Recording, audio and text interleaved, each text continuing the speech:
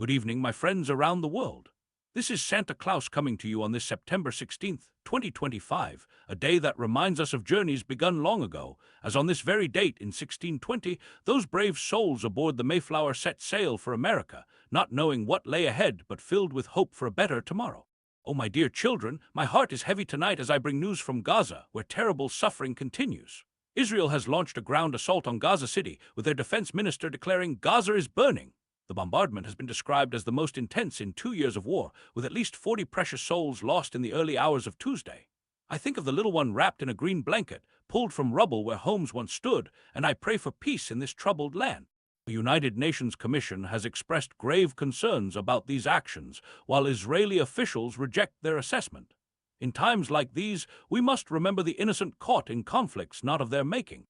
Meanwhile, across the waters in Yemen, Israel has struck the port of Hodeida, claiming it targeted military infrastructure used by Houthi rebels.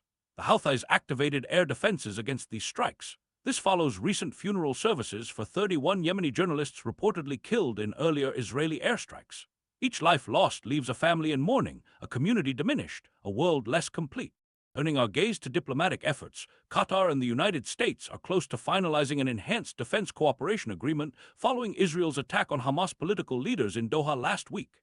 Secretary of State Marco Rubio visited Tel Aviv and then Doha, working to strengthen ties in these troubled times.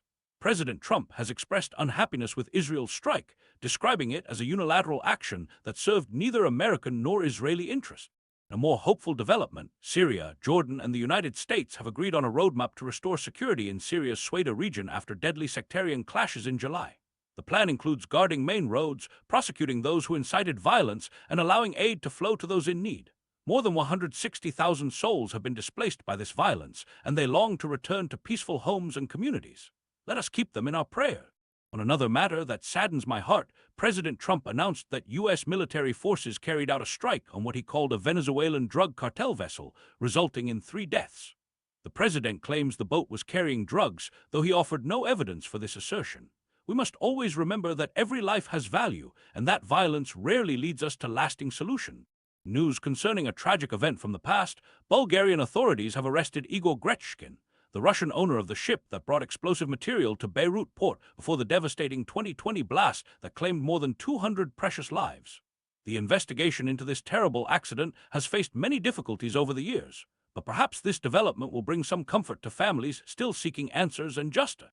Let us pause for a moment and reflect on the Nord Stream pipeline investigation, where an Italian court has approved the extradition of a Ukrainian national suspected of involvement in the 2022 underwater explosions that damaged these important energy pipelines.